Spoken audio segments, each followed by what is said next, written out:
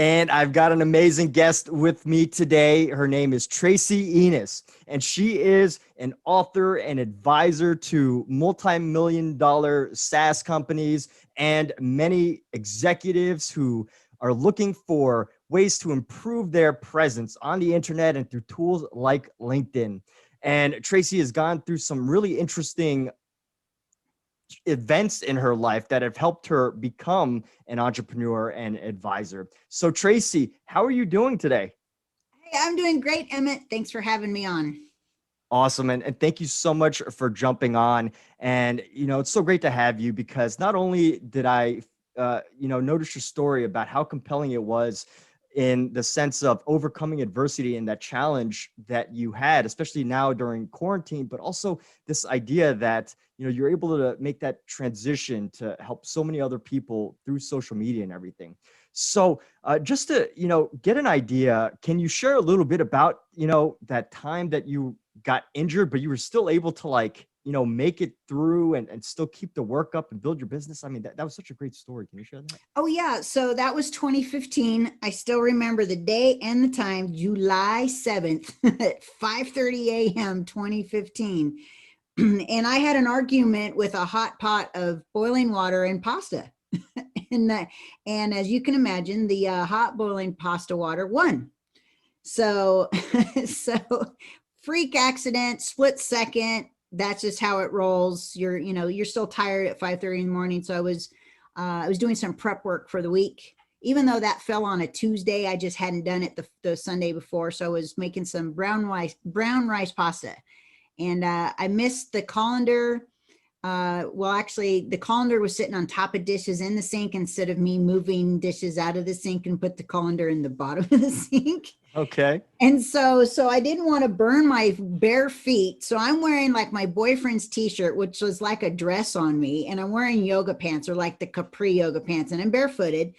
And I always run around barefooted. I'm a California girl. So that's, like 30-degree weather, I'm still barefooted. So I'm trying not to burn my feet, right? And so I'm headed over, I'm like maybe 6 feet from my stove to my sink. And because I had overfilled the pot.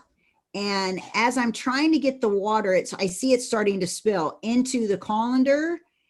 The pot hit the tip of the colander and everything came back at me. And oh my God. And of course I fell to the floor because of all the water, screaming at the top of my lungs. Boyfriend wakes up, comes downstairs. He's like, let's put some butter on it. I'm like, you don't do that with burns.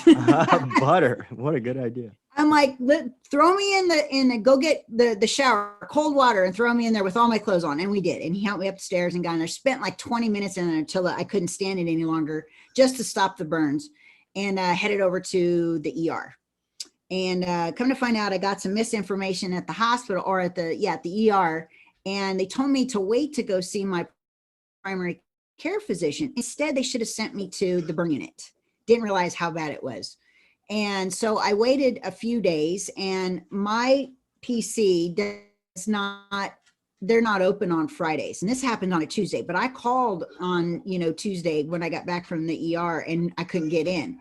So I got in the following Monday morning. So now this is almost a week later. And she gets me in and she's like, oh my God, I'm so mad at them. They should have sent you over to the burn unit at Research Hospital. And she called the burn unit. They got me in that day. I was in first thing Wednesday morning, and I was having surgery. And so they put cadaver skin on. So after that first surgery with the cadaver skin, they came back and told me that they had bad news, and said that instead of that several dollar, it looks like it was going to be about 5 inches long of a skin graft. And that that skin had just kept eating, the burns had kept eating away at the tissue in my arm. So what was going to be like a 2-day stint in the burn unit ended up turning into 6 days. And so, so they put me back in so like 24 hours later, after the cadaver skin, I'm back in for the second surgery for the permanent graft. And I come out, and they've got me on like morphine and oxy, and they're staggering the medications, so they're keeping me pretty high through all this. And they took the graft from my left thigh. So they took about 5 inches from my thigh, upper thigh. Anyway, so I'm like really doped up, and morphine actually does different things to different people. For me, it makes me laugh for whatever reason. And no, I didn't have anybody at the time in the room or visiting when the phone rings. And for whatever reason, I've got the phone next to me on the bed. I answered the damn phone. Okay. Funny, not lying about this. Because I've been doing this LinkedIn thing for years and years. And a fella that I had been at a mastermind with years before that called me, and he's like, "You still doing that LinkedIn thing?" I'm like, "Yeah, I'm doing that LinkedIn thing." And we're talking, and he's talking about, well, we've got a group of folks that we want you to coach. And I, no lie, hyped up on morphine. I closed a $3,000 coaching contract at the hospital. My second day there.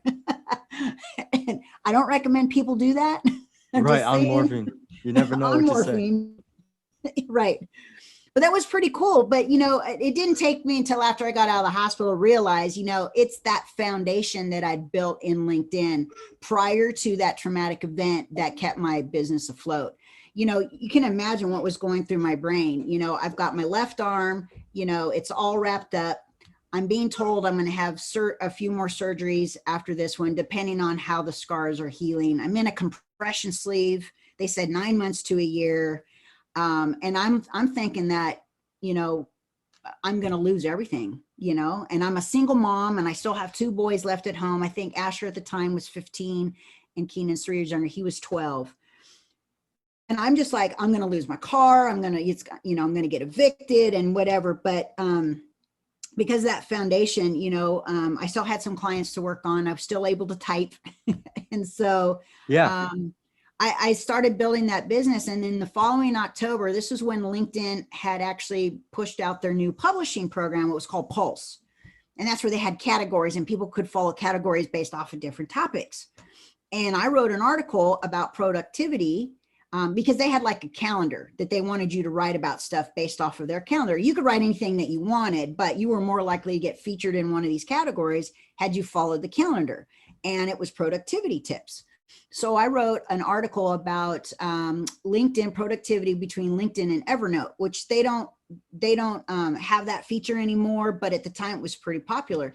So I had written about it, and I got featured in LinkedIn tips in that topic in Pulse. And oh my God, that thing blew up overnight, and it went viral for whatever viral was back then. Nothing like it is today, what viral means to people. But Yeah. man, it landed me 5 figures in coaching. And I was like, my business is saved, That's And amazing. yeah. And so the light bulb kind of went on, and then people started coming to me. I was at an event in September of 2014, and I got my business dissected in 7 minutes by 4 multimillionaires on this stage. And they told me to quit what I was doing, my digital marketing agency, and write a book and do LinkedIn consulting. And one of those guys sent me a message on my Facebook page, and he ended up being a client for almost 4 years. It was awesome. So between all those events, it kept my business afloat and my head above water. But, I still, personally, I was dying. I had ended up having a huge panic attack at the hospital. I've never had a panic attack like that ever. Like, I thought my heart was going to come out of my chest. So they started putting me on lorazepam, which is an anti-anxiety drug. And yeah, so I was on that. Plus I'd had 5 surgeries in 9 months. I wore a compression sleeve for a year. I gained 60 pounds. I became a hermit, and my boys were active in basketball, and my son was a cheerleader. Oldest was a cheerleader, one of the only male cheerleaders on his high school team. And I just barely went out. I went out only when I had to go out, Yeah. So things weren't improving for me. So I went to my primary care back in the following May of 2016. And, I said, "What's wrong with me?" And she told me, you're clinically depressed. And I'm like, "Yeah, I thought so." So she prescribed me Wellbutrin. She gave me a physical script. She didn't even call it in. She gave me a physical script. And then she handed me a referral to a psychiatrist because she couldn't prescribe lorazepam. And as I got back in the car, I'm driving home. I'm like, do I really want to be on pharmaceuticals? Do I want to live my life like this, where I've just, I'm not sure, because she's like, nobody knows what the antidepressants are going to do for you, you know? And she talked about the suicidal thoughts that come with it. And depending on, you may have to adjust the dose. And I'm like, you know, I can't, I'm already having issues. I don't need to add anything more on top of this. So I sat on this for a week, and then I finally decided, you know, I'm just going to get my head out of my rear end, and I'm just going to do this without the pharmaceuticals. And I'm not going to say that it was all rainbows and lollipops and unicorns, because it wasn't.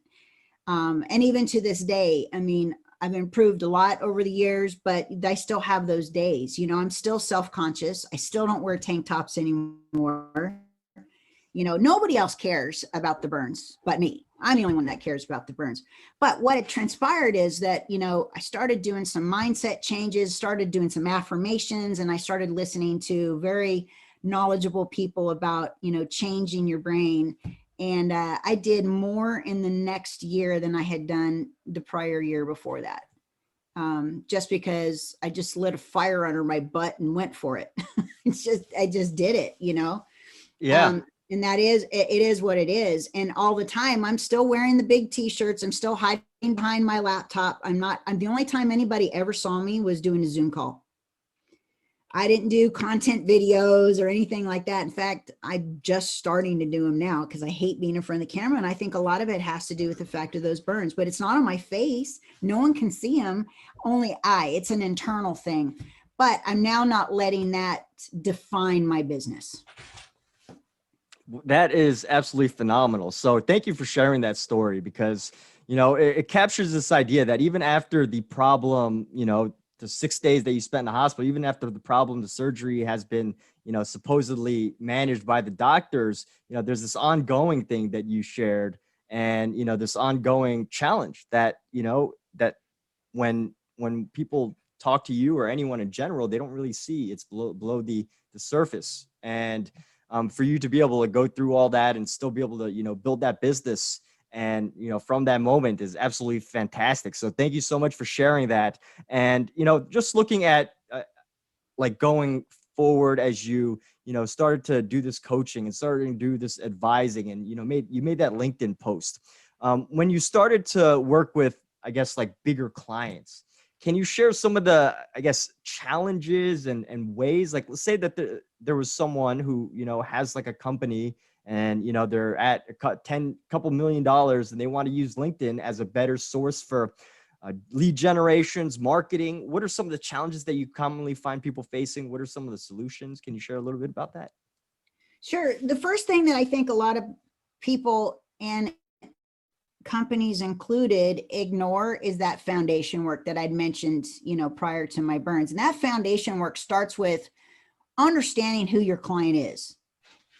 So understanding who that client is applicable to all marketing, not just LinkedIn. And I think that a lot of companies, they feel like they know their client, but I don't think they really do sometimes, because they really need to deep dive. And it's not just about the demographics, you know, what their title is, or, you know, what company they work for, how many, you know, employees within that company, how long that company's been open, what geographic area they're in. They need to dive deeper, into what truly is the problems that they're having that they really want to solve. What truly is the ultimate desires that they want. I'm a Dan Kennedy student, and this is where I learned it. I learned it from Dan Kennedy. He had this great list about the 10 questions that you should ask about your client. And he dives super deep into that. But not only should you know that, you should know more of the more psychographic stuff, like what influencers are they? Who are they following? Influencers, magazines, who are they following on LinkedIn? Who are they following offline, right? What publications are they reading? What political, if it's appropriate, what, you know, political, you know, politics do they follow, or religion? And it all really helps, not just the age of the person, the revenue of the person, you know, how many kids do they have? You know, are they homeowners or renters? You know, you can all define that, but LinkedIn has some great filters for those demographics using Sales Navigator. And you can really dive deep into that. But sometimes using the psychographics and keywords, what are your keywords that people are using to type into LinkedIn to find you, who can solve that problem that they have, right? So you've got to get in deep into the mind of the prospect, not your internal language.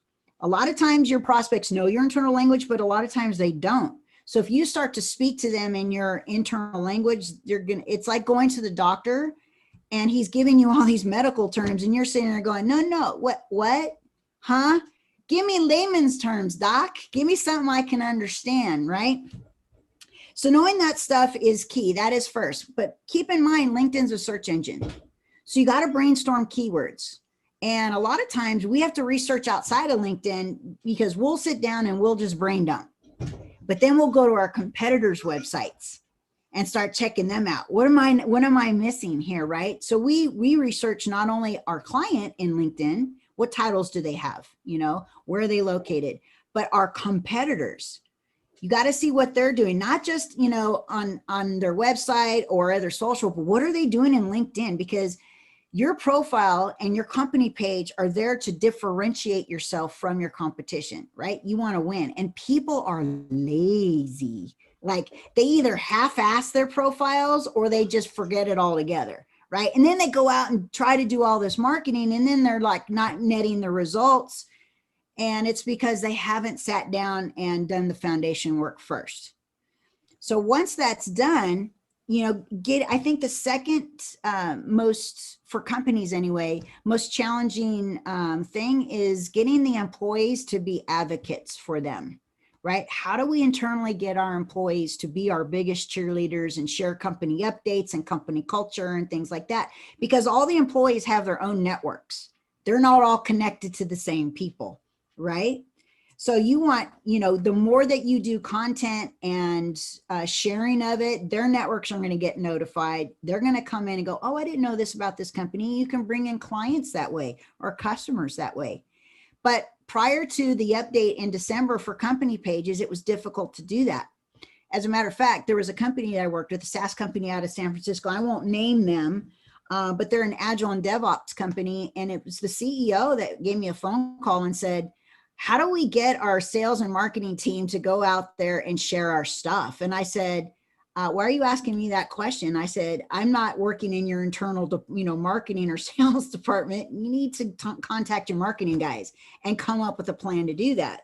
And so lies the challenge. Well, back in December, they now made it a great feature within the company page. Whoever's the admin of the company page can actually alert the employees that are following that page of the posts and get them to go and start engaging and sharing the company's content. Oh, that's great. So that's a brand new feature just in the past, year for LinkedIn? Oh, the last few months. It used to be a paid feature. You had to have Sales Navigator, like Team or Enterprise, in order to use that feature. But LinkedIn, now it's unpaid. It's free, as long as you have a company page.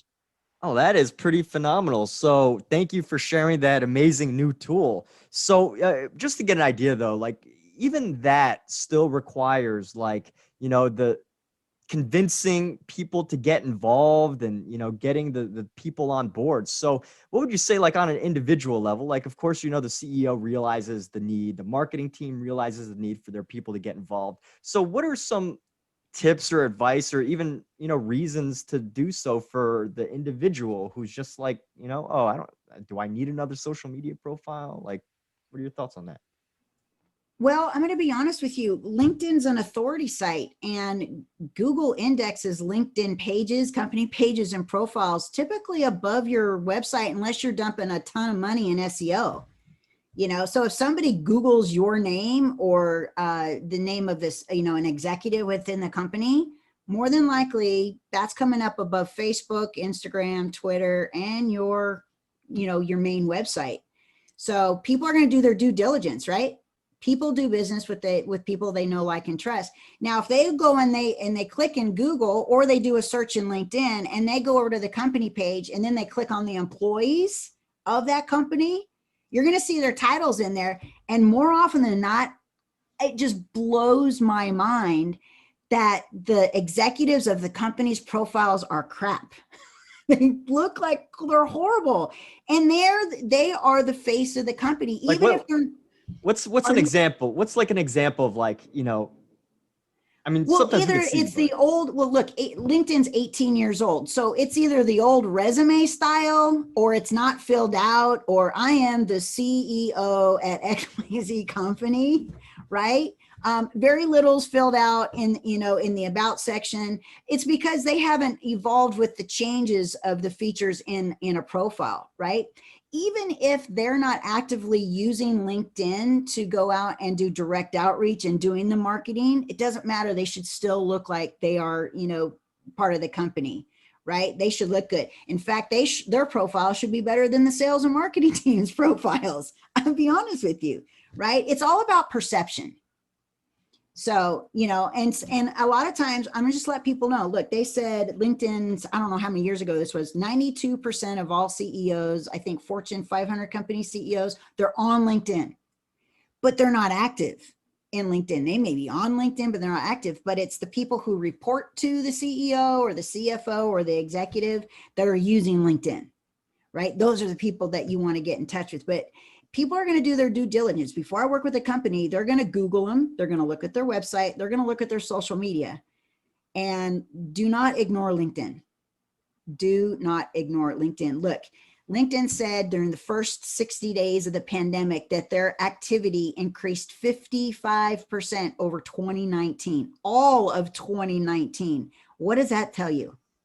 What does that tell you? And then when I saw that, I went over into my sales navigator and I did a search for who's worldwide, how many members joined LinkedIn brand new that have never been on LinkedIn in the last 30 days. It was over 3 million people, Emmett.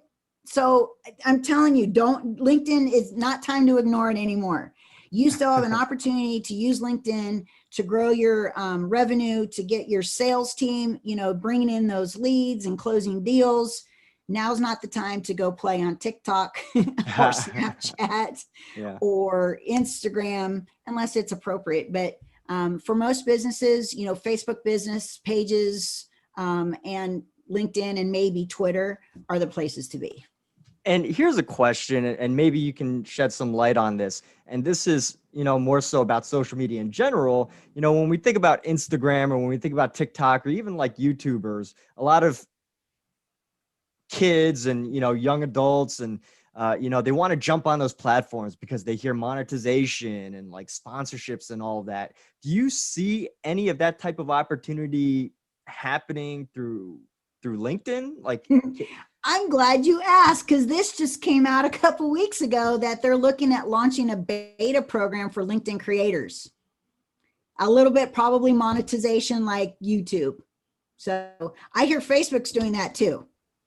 yeah, So yeah, definitely. I've heard about Facebook, but that's awesome to know about LinkedIn. So if you're able to build like a LinkedIn following, you can start doing that and possibly monetize your LinkedIn. Is that? yeah, if you're really great at content, look, I just tell people you don't need to go viral. You don't need thousands and thousands and thousands of views or hundreds and hundreds or thousands of likes to actually grow your business on LinkedIn. You just need to have quality content, something that's engaging, interesting, and entertaining. So I had Yeah. a client a couple years ago, we were coaching, he's a PI attorney, but he wasn't using LinkedIn for personal injury cases. He was actually using LinkedIn because he had capitalized on his Hispanic market in his area. And he wanted to teach other attorneys across the country to do the same, because it's a lot cheaper to market to the Hispanic community, because once you're in with the family, you're in with the family and you don't need to keep spending money on ads, right? And so he had a consulting business, and like, I think he went to a conference out in the state of Washington and he sent me a crappy selfie. Attorneys are, they're not really good at that kind of stuff, right? And then he gave me a little blurb about how he secured a new client while he was at the event and how more attorneys should go do this, right? So I posted that with a little call to action. He got 19 likes and he got a few comments out of it. And then a couple people messaged him in LinkedIn and he secured a new coaching client at $2,500 a month. That's awesome. I mean, if he was a coaching client for a year, that's a great return on investment for a 10 minutes of my time and a couple minutes of his time posting. Yeah. Don't need hundreds and hundreds of views. And, I know this is the new shiny object right now. Everybody's saying, oh, I've gotten 1 million views in the last 6 months. Who cares? Right? Who cares? You can't compare yourself to everybody else. They use engagement pods. They kind of cheat, a little bit, which is fine, cool. But a lot of these people too are the younger generation. They're the millennial or younger that are now using LinkedIn like they would use Instagram. And that's cool. But like for me, I work more for the, the upper millennials, like late 30s, 40s into the 60s. I'm Gen X. So that's okay. And a lot of the companies I work with, they struggle to put content out like that. And I'm like, look, just get personal. Let's be transparent. Let's be fun. Do a photo of, your birthday party at the office and highlight that employee. Or if you happen to be taking a walk and inspiration strikes you, get on your phone and say something. It doesn't have to be polished. It doesn't have to have, the captions in it. It doesn't have to be fancy. People like off the cuff. If you get in there and you're polishing up your videos, people are going to, they're just going to scroll. They're going to scroll past it. I had another client, the one I told you about for almost 4 years. I think that was before we started recording. He was out on vacation in Florida and he just went out by the pool and he talked about some productivity tips that he had with his phone. And everybody wondered, how do you accomplish so much? It was a 2-minute video. That thing went viral. All the rest of his polished content sucked. That one little 2-minute video, he got clients out of that. It was amazing. It was amazing. It's just having fun. Yeah, people get really too serious when it comes with their content. A little too serious. Yeah, totally. And I definitely see that a lot on LinkedIn as well. But based on what your experience has been, is there a different type of content that a CEO of a multi tens of $1 $100 million business should put out compared to like the individual? Or do you have any advice on that, like the differences? Well, I think it's all in the same as to, how would you approach for a meeting $100 million CEO to, the guy just getting started with the startup, right? I think that conversation is going to be a little different. And I think the content will be too, right? The startup, they're a little more carefree. They're going to have fun. They're going to let loose a little bit, where the CEO of $100 million company, except for maybe like entrepreneur type stuff like Russell Brunson, he has fun in front of the camera. He didn't care, right? He's kind of cool. For all you entrepreneurs that know Russell Brunson, he's, big into the software. He's got ClickFunnels. And it's a, sales funnels to, grow your business through sales funnels. But he tells stories a lot. And I think that's where you get the 100, the top of the line CEOs. A lot of them tend to be older. They're not in their 30s. I'm not saying there probably are some, but they tend to be a little older where they're not used to this social media stuff. And they're really, I think, like the racehorse with the blinders on. We're not looking left or right. We're going straight, right? And I think, we gotta get these guys to loosen up a little bit, get out of the suit, get rid of the tie, and have some fun. Have some fun with your team, your employees, your clients, and then when you start showcasing that now shows company culture, and people love that kind of stuff. They like to see the behind the scenes of a company that isn't just strictly, here's my product, here's what it does, boom, boom, boom, boom, like the commercial. Every single post is like a commercial about their stuff. People want to see some diverse type of content, and when you can have fun and be entertaining, that's when you start winning. People start paying attention and they're going to start sharing your content. They're going to engage with your content, and that's when it drives people to the company page, to the profiles, and it really makes it a lot easier for your team to secure new business. Yeah, that's great. And I caught something that you had said that, in the idea that, I guess at the same time, it depends on, like who your audience is. I mean, I guess if you're making LinkedIn content, you want to, connect with top CEOs, then you got to know what type of content that they probably like. And, maybe not all CEOs like the same type of stuff, but on this topic of creating content and, thinking about Reed Hastings, the CEO of Netflix, when he wore that BoJack Horseman, sweater. Did you catch that on No, the? I didn't, Oh, but I'm laughing already. yeah. So He wore a BoJack Horseman Christmas sweater to a annual report thing, or maybe it was a quarterly report. And I just think, there's that level of like, getting out there and, just creating publicity. I mean, of course, he's in the entertainment but business. people remember that. Yeah. Right? Yeah, I wanted to get your. Oh, Yeah, like, how far do you think CEOs should go, or like, is there a limit or? no, I just think it's based off personality, but show your personality. That's okay.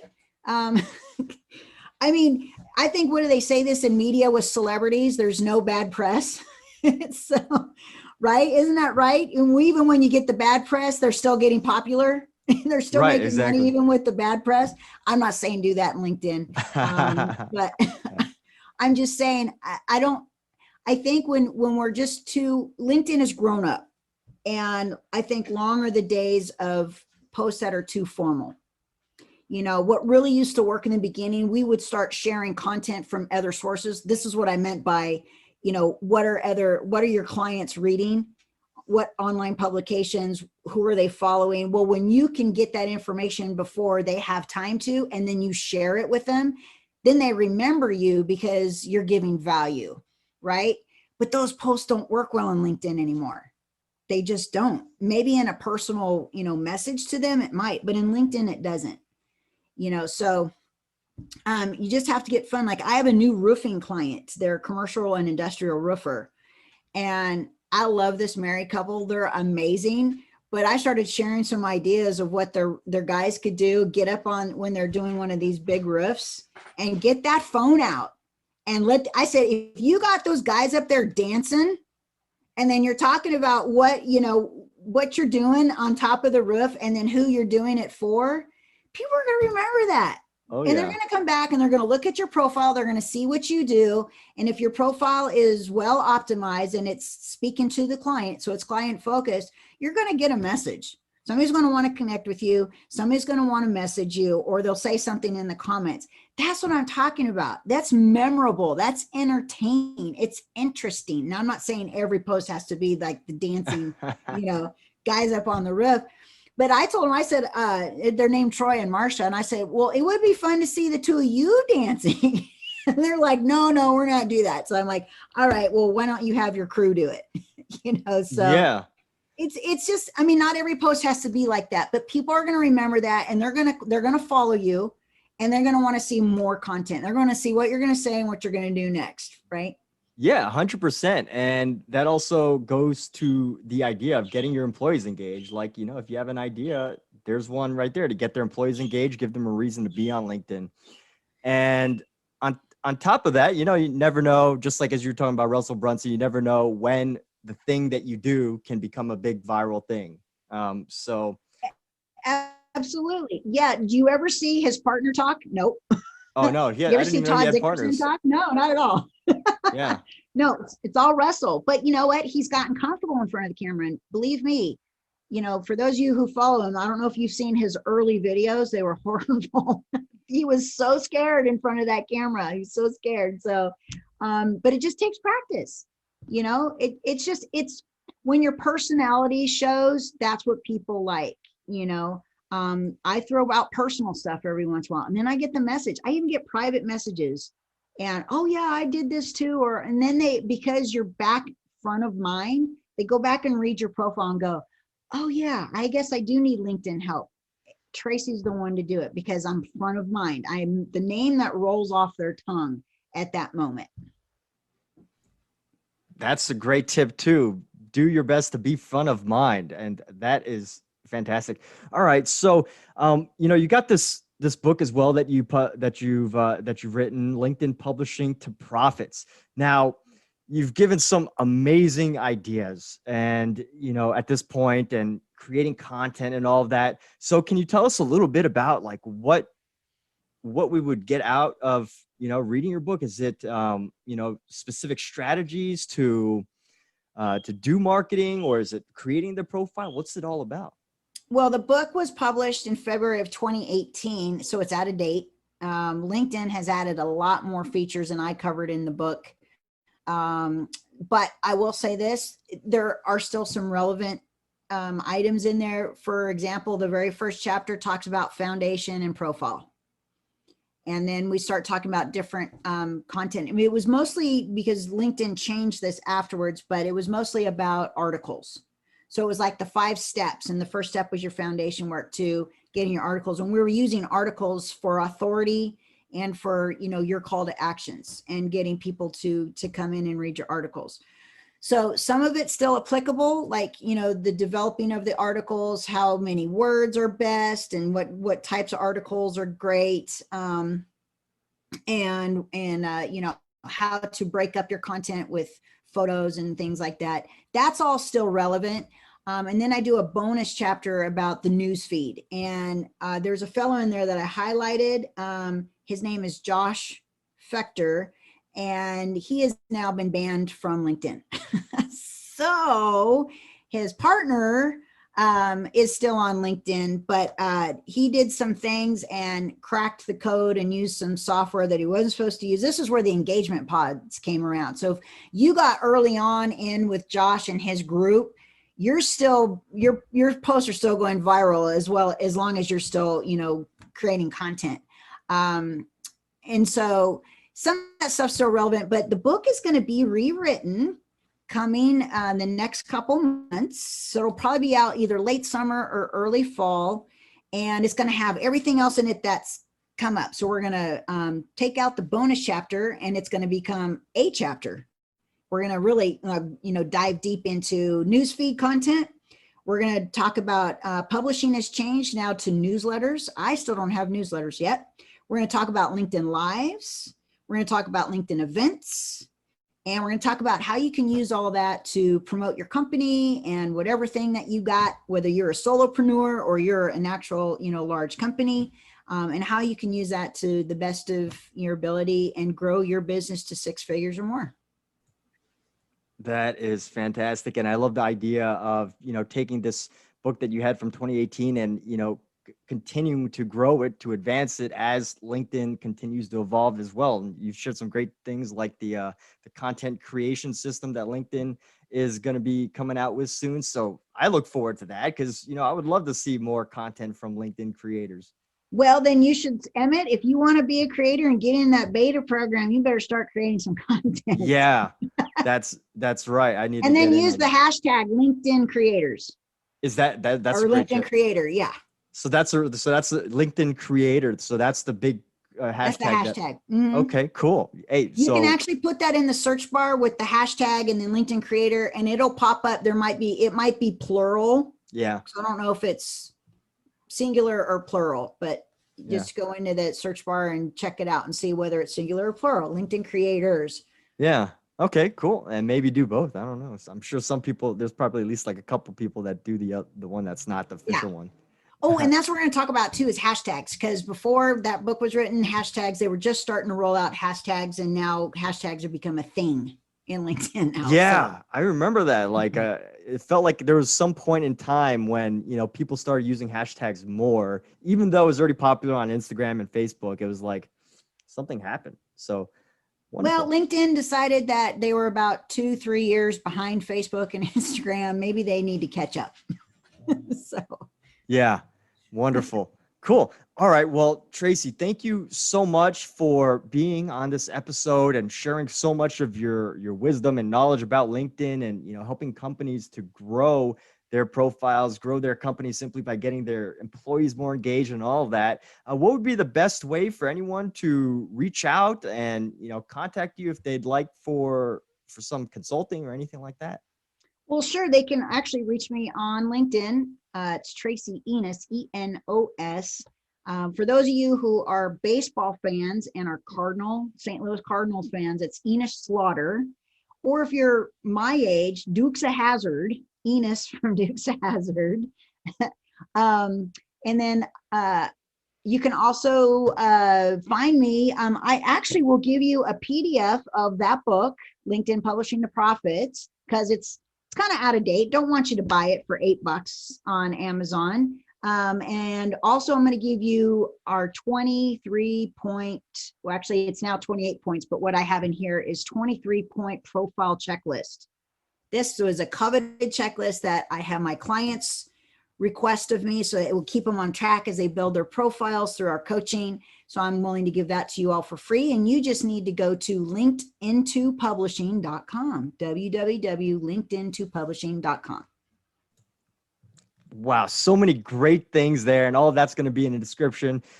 So, Tracy, thank you so much again, and have a wonderful day, everybody.